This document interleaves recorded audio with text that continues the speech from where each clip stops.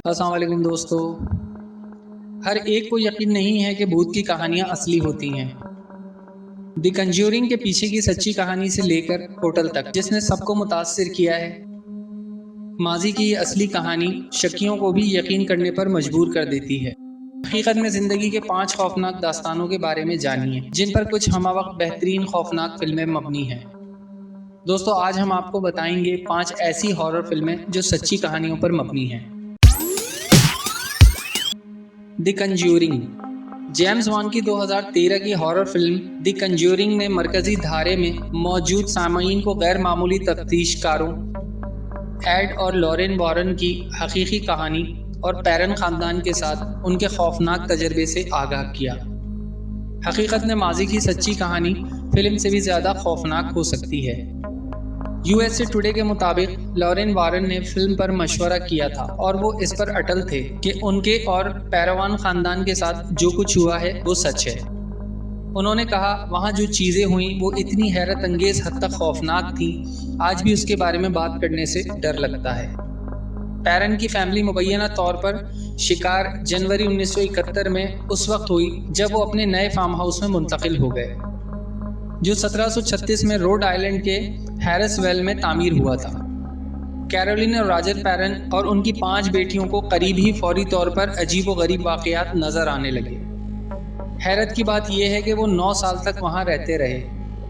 अंदरिया पैरोन उस वक्त 12 साल की थी और उन्होंने दावा किया कि फिल्म एक खूबसूरत टैप्स्ट्री है जिसमें इसकी सच्चाई के बहुत से अनासिर सच्चे थे।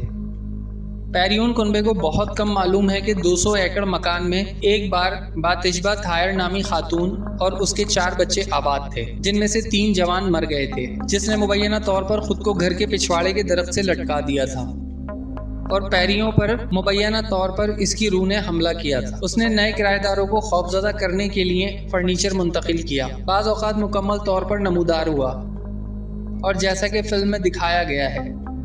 इसका कहना है कि लोग माने या ना माने, लेकिन मुझे मालूम है कि हमने क्या तजर्बा किया। नामो नेहाद कंज्यूरिंग हाउस, जहां पैरन का गैर मामूली तजर्बा हुआ है, इसे हाल ही में 2 नए मालकान ने खरीदा है। विंचेस्टर इसरार हाउस के अलामत एक सदी से ज़्यादा अरसे तक सुनी जा रही है, ख़ास तौर पर जब हेलन मैरन पर मुश्तमिल एक फिल्म ने इस कहानी को मकबूल शऊर दिया। सारा विंचेस्टर विलियम वेड विंचेस्टर की बेवा थी। विंचेस्टर आम कंपनी की वारिस थी, लेकिन साहनिया उस वक्त हुआ जब सारा विंचेस्टर के शौहर और नौज़ायदा बेटी की मौत हो गई। उसने फौरी तौर पर एक रूहानी मीडियम का दौरा किया, जिसने उसे बताया कि उन बदकिस्मतियों का सामना उन लोगों की बुरी रूहों से हुआ है जो विंचेस्टर राइफल्स के ज़रिए हलाक हुए थे। कहा जाता है कि सारा विंचेस्टर का इरादा एक ऐसा घर बनाना था जो रूहों को उलझाए और उनको उनसे बचाए। आखिरकार इस मंसूबे को मुकम्मल होने में 38 साल लगे। 160 कमरों वाले इस मकान में 2000 दरवाजे, 10,000 खिड़कियाँ, 47 सीढ़ियाँ, 47 फायर प्लेसेस, 13 बाथरूम्स और 6 किचन मौजूद थे। विंचेस्टर की मौत के सिर्फ 5 माह बाद ही इस घर को आवाम के लिए खोल दिया गया। विंचेस्टर फिल्म असल घर में ही बनाई गई है, इस हकीकत के बावजूद कि लोग बदरूहों की मौजूदगी को महसूस करते रहे हैं। लोगों ने दावा किया है कि वो इसके बेडरूम में कदमों की आवाज़ें सुनते हैं, दरवाजे की नॉब्स खुद ही मुड़ जाती हैं और हत्ता के दर्जे हरारत में भी सख्त तब्दीली महसूस होती है। द एग्ज़ॉरिस्ट अब तक की सबसे प्यारी हॉरर फिल्मों में से एक है, जो कि शैतान की जद में आने वाली एक लड़की के बारे में है। एग्ज़ॉरिस्ट एक 14 साल लड़के की कहानी पर मबनी है जो रोलैंडो के नाम से जाना जाता है, जिसने 1949 में अजीब व गरीब तर्ज अमल की नुमाइश शुरू कर दी थी। इसके अहले खाना ने फर्नीचर को खुद ही हरकत में आने की इत्तला दी। डू के पूरे जिस्म पर खरोंच पड़ी हुई थी। क्रॉस कंट्री इक़दाम के बाद और डू के अजीब व गरीब तर्ज अमल में कोई तब्दीली नहीं आने के बाद इसके कुनबे ने कैथोलिक चर्च की मदद ली।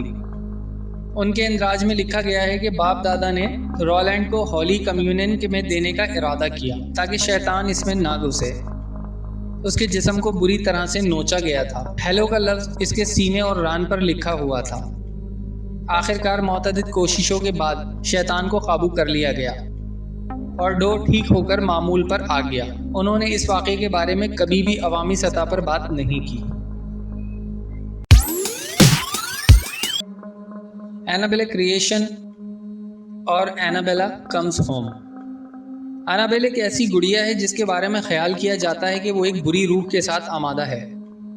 اگرچہ حقیقی زندگی کی راگیڈی این گڑیا، جسے منرو، کینیکٹک کے وارنرز آکولیٹ میوزیم میں دیکھا جا سکتا ہے، اپنی فلم کے ہم منصب کی نسبت بہت کم عجیب نظر آ رہی ہے، لیکن کہا جاتا ہے کہ اس نے اپنے مالک کو خوفزدہ کر دیا تھا۔ اس کا مالک جلد ہی نوٹس لینے لگا کہ گڑیا خود ہی پوزیشنز کو بدل دیتی ہے۔ تب اس نے خوفناک نوٹ تلاش کرنا شروع کیے جس میں ان پر لکھے گئے میری مدد جیسے پیغامات تھے، اور مبینہ طور پر اس نے ایک بار گڑیا کو خون بہتا ہوا پایا۔ ایک بار پھر بارونوں سے مدد کے لیے رابطہ کیا گیا اور انہوں نے گھر کو صاف کیا اور گڑیا کو اپنے میوزیم لے گئے، جہاں وہ آج تک باقی ہے۔ دی ایمیٹیول۔